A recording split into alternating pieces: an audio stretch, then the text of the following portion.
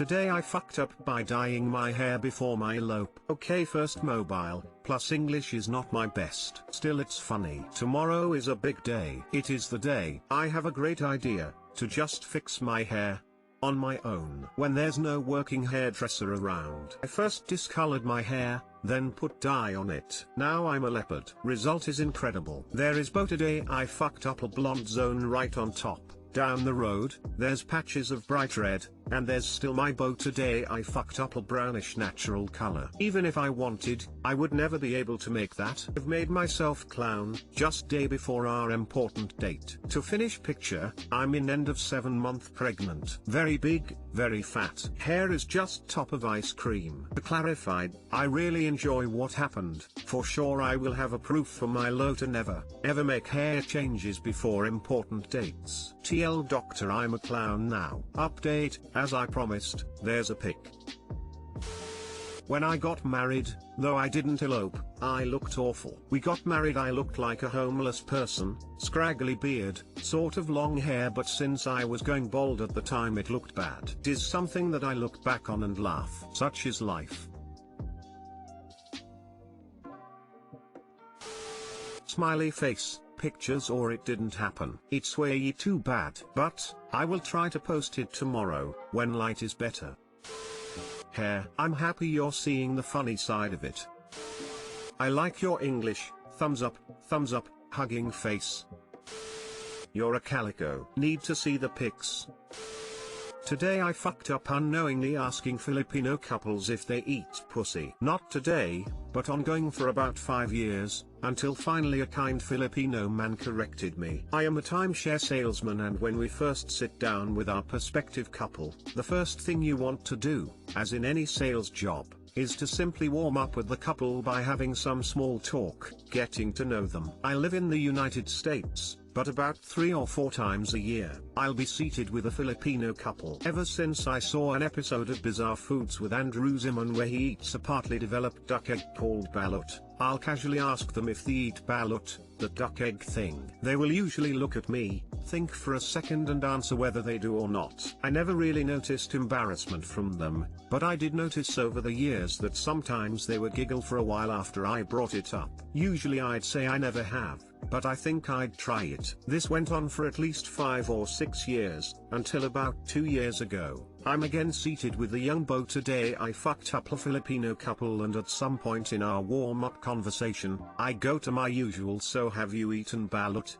This time, the woman looks at her husband in astonishment. He looks at me like WTF? I said, "You know, the duck egg." By now she's horrified. He's trying not to laugh. He leans in next to me and says, "Balut, not balat, it's balut, the duck egg is balut." I didn't want to write the word I had actually been saying for all those years in this story until now. I had been saying bilat, which he explained to me was slang for pussy in his country. He said, "You mean balut, not bilat, balut." He pointed down at his wife's lap as he said, "Bilat is good too, but it means." I was horrified. The look on my face made them both roar with laughter. Yep. For all those years, I had been asking married couples, total strangers, if they ate pussy, and replying with "I never have, but I think I'd try it." Looking back, it had to be awkward for them if they thought I actually meant that, and just as awkward as they sat there thinking, should we tell him? Too long didn't read. For many years, I had been meeting with Filipino couples who I did not know and unknowingly asking them during my sales presentation,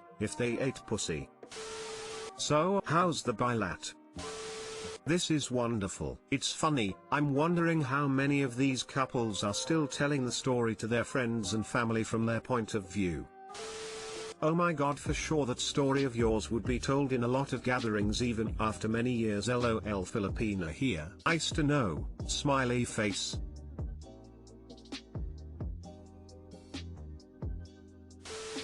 At least you did say the duck egg thing, so they were probably too shocked in the moment, but I reckon once they got out and discussed it with each other, wondering WTF happened, would have figured out what you were trying to say. Love me some balat. Never had that duck egg thing. Today I fucked up by giving my son gallium to play with. Anyone who knows how to fix this FU will be awarded everlasting love from me, good karma, and maybe a puppy. For those of you who don't know, gallium is a metal with a really low melting point, 29.7 C. You can hold in your hand as a solid metal, and within a few minutes it's a liquid, looks similar to mercury. I'm a teacher, and I was doing a unit on heat and change, so I thought it'd be a cool idea to get some for my class of 8 just to look at. Gallium is non-toxic, and I knew they'd get a kick out of melting metal in their hands. I ordered some off eBay, and when it arrived it was in about 5 little tube containers of about 5 mls. I didn't need all of it, so I gave a container to my son, 11, and daughter 13. My kids had a little play with it, thought it was interesting, and put it somewhere in the depths of their rooms. I presumed they'd forgotten about it. To 2 days ago, I woke up,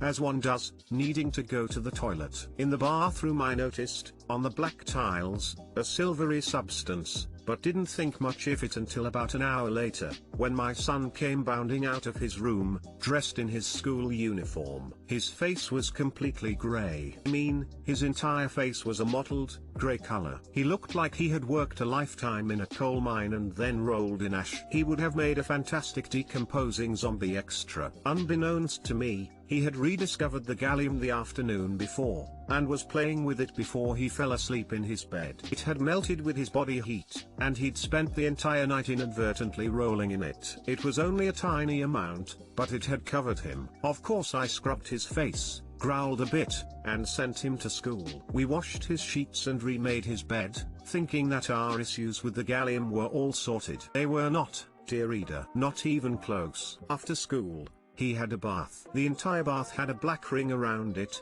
but other than that all seemed okay. But this morning, I noticed that his face was again grey, and upon closer examination, his entire body was a mottled grey color. I started to panic a bit. What was going on? Why was he still grey? In a moment of inspiration, I got my makeup remover and cotton swabs, and started wiping it off. To my relief, it came off fairly easily. I then made him take a shower. All looked fine. Phew, crisis averted. This evening, I arrived home from work. I glanced at my son as I walked through to the kitchen, and stopped in my tracks. My son was, again, grey all over. Like he'd never, ever, been washed in his entire 11 years. Not only was he grey, but our black leather couch was silver in the places he had been sitting. WTF, what the hell was happening? I have again scrubbed him clean, made him shower, and washed the couch. Despite my best efforts, things have got worse rather than better. Am I doomed to repeat this routine forever? Is my son destined to be an unflattering shade of grey the rest of his life? Help! Exclamation mark. TL, drive. I gave my son gallium, and he's now grey and probably will be forever.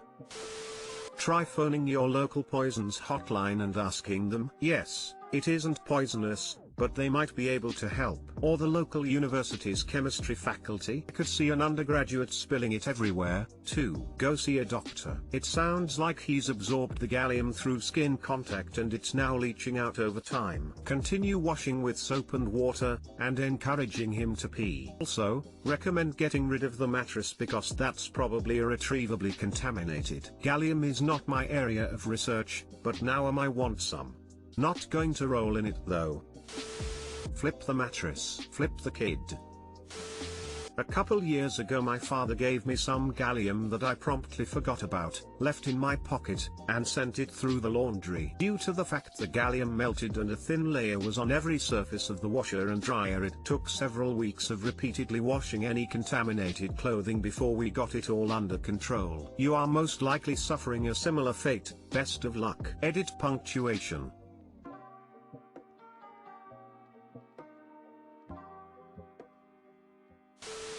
At this moment in time it's probably just easier to throw away the sheets and the kid and start again. Might as well throw in the house for good measure just to make sure.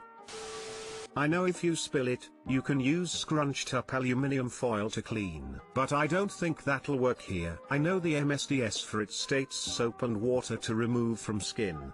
So that's like immediately, not after some time. Go for a warm shower, not a bath. Stewing in gallium in the bathtub probably didn't remove as much as you hoped. A shower is likely your best bet over the gallium bath. By chance, did it get into his mattress or something? Maybe it's coming from that.